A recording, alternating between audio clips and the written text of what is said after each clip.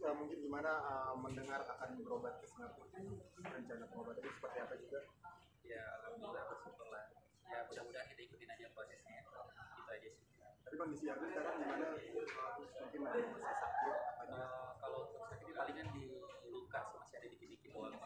Iya karena kan yang buat sakit itu kalau ini aja. Hadir untuk memenuhi panggilan laporan polisi terkait dugaan tindak pidana pasal 372 yang sudah kita laporkan pada tanggal 6 Desember 2024 terkait laporan polisi dugaan tindak pidana penggelapan pasal 372 yang dilakukan oleh 4 orang, yaitu Denny Sumargo, Pratiwi Novianti, Ferry Julian Saputra, dan Pablo Benua.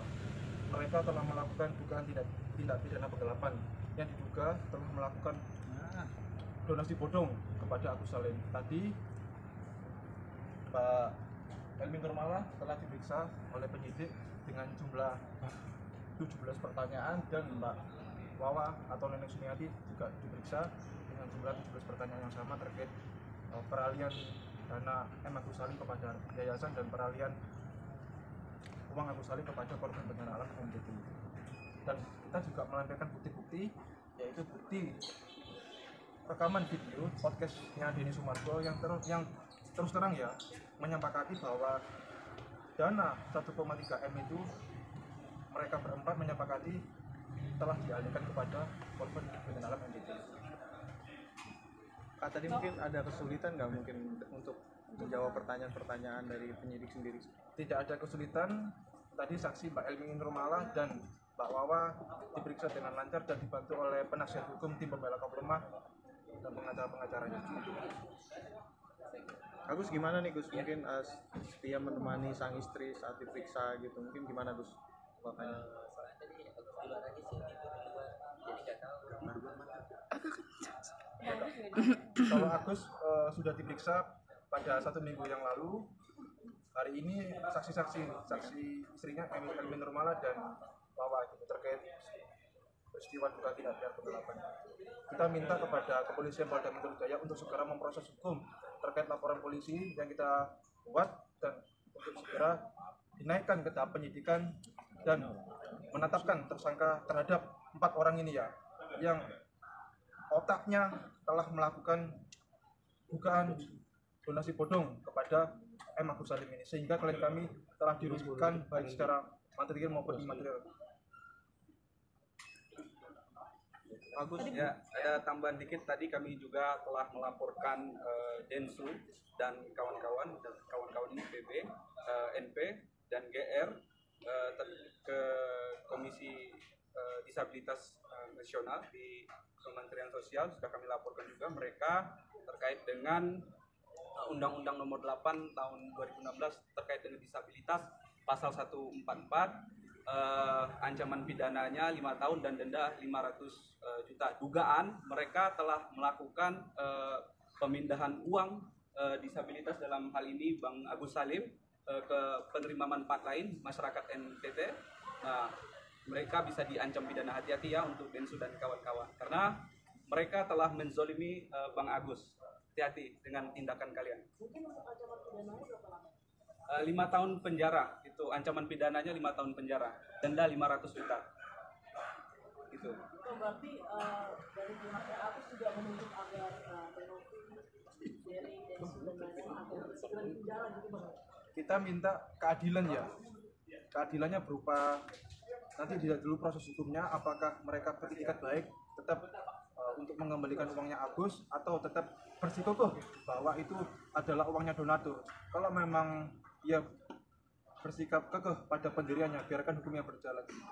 Dan kita juga telah melakukan upaya-upaya tidak hanya baik secara pidana, juga perdata. Rencananya tim pembela kaum lemahnya Agus akan mengajukan gugatan perbuatan melawan hukum terhadap Yayasan Rumah Peduli Kemanusiaan dan Denny Sumargo karena diduga telah melakukan perbuatan melawan hukum yang merugikan klien kami ya, baik secara material maupun imaterial. Dan nanti minggu depan akan didaftarkan di Pengadilan Negeri Tangerang gugatannya tersebut. Kemarin kan donatur kuasa hukumnya telah mencabut gugatannya. Kita ajukan lagi menguji apakah benar uang 1,3 miliar ini miliknya Agus atau miliknya pihak lain. Makanya kita ajukan upaya hukum secara perdata gitu.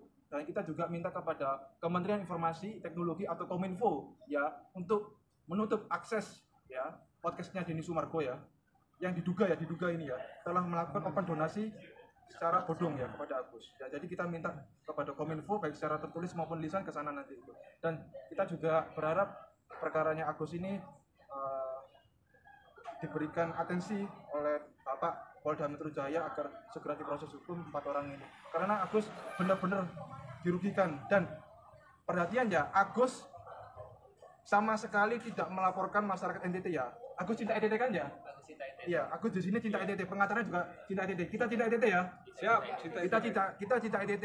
Jadi kalau ada isu-isu ya mau melaporkan masyarakat NTT, kita tidak ada sama sekali maksud untuk melaporkan. Yang kita laporkan adalah terkait oknum-oknumnya yang menyelewengkan dana donasi milik klien kami Agus Salim. Jadi kita minta maaf kalau seandainya ada isu-isu begitu, dan Agus sama sekali tidak ada niat begitu, Gus ya. Juga minta maaf. Jadi kita hanya melaporkan proses hukum terhadap 4 orang ini, gitu. Tidak ada niat untuk melaporkan masyarakat NTT. Oh, tadi kan aku sempat bilang juga akan melaporkan kelompok orang ini terkait tindakan melawan hukum. Mungkin bisa dijelaskan sedikit tindakan melawan hukum yang mereka lakukan itu seperti apa? Kita jelaskan ya, tindakan perbuatan melawan hukum yang dilakukan oleh pertama yayasan yang pada saat itu ketuanya adalah Pratiwi Novianti, yang kita buka juga adalah Denny Sumargo. Peran mereka sangat besar sekali dalam melakukan perbuatan yang merugikan Agus, terutama yayasan ya.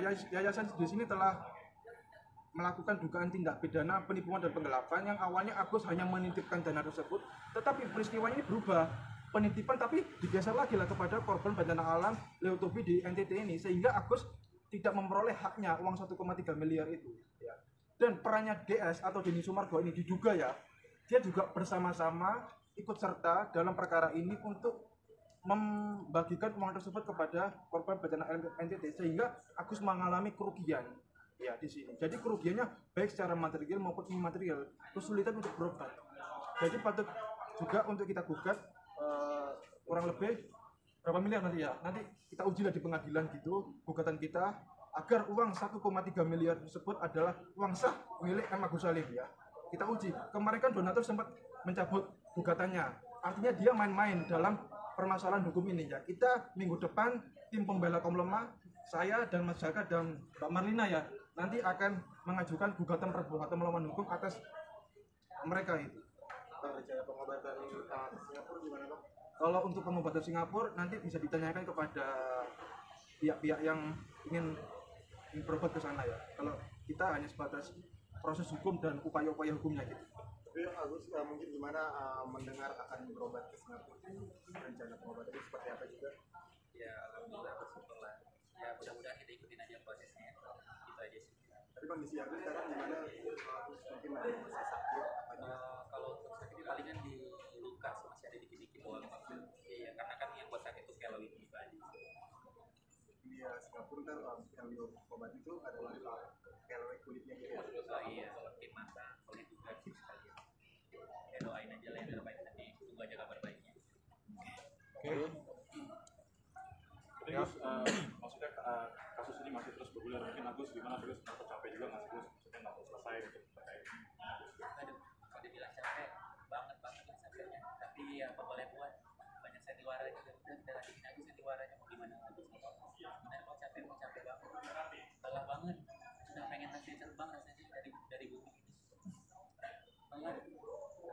Bayangkan ya 5 bulan ya uangnya Agus dimain-mainkan, dibawa kemana, dibawa kemari gitu ya. Sementara Agus juga butuh pengobatan di sini. Uangnya kan ada di sana kan ya. Dimain-mainkan Agus. Coba 4 orang ini ya merasakan Agus. Agus kan buta selamanya ini. Coba mereka merasakan Agus begitu. Bagaimana rasanya kan? Sedih juga kan? Ini orang buta dimain-mainkan oleh mereka. Ya. Tidak ada itikat baiknya. Ya. Kalau seandainya mereka dibalik menjadi begitu bagaimana? Ya. Ini udah Februari ini ya. Perkara ini terus berjalan ya. Intinya sih kita minta kepada kepolisian untuk segera proses hukum 4 orang ini, dan kita juga minta kepada Komisi Nasional Disabilitas untuk memberikan perlindungan ya hukum, baik secara advokasi maupun perlindungan secara pendampingan hukum nanti pada saat pendampingan ya, agar Agus diberikan perlindungan dan tidak dihujat ya. Jadi makanya kita ke Komnas Disabilitas gitu. Dan nanti juga ada beberapa lapor polisi yang menyusul ya Mas. Iya. Tapi infonya uangnya udah sedikit nih persiapan untuk berobat ke Singapura apa aja nih. Ya, untuk persiapannya biasa-biasa aja. Persiapan persiapan gitu. Ya ikutin aja lah prosesnya. Kalau dibilang persiapan udah siap sih, udah itu aja sih. Udah, tapi infonya uangnya udah habis atau masih ada sih? Kita tidak tahu ya apakah benar uangnya itu sudah habis atau belum. Makanya kita minta kepolisian atau pihak-pihak pejabat yang berwenang untuk menguji terkait akuntabilitas keuangan Agus yang dititipkan kepada Yayasan Rumah Peduli Kemanusiaan. Kalau memang sudah habis, artinya mereka patut diduga telah melakukan dugaan ya tindak pidana penggelapan, karena cukup bukti, kita ada beberapa bukti memenuhi unsur dugaan tindak pidana penggelapan mereka dan segera diproses hukum. Mau kalau pada akhirnya dia udah berjuang terus pada akhirnya uangnya tetap nggak bisa kembali ke Bang Agus,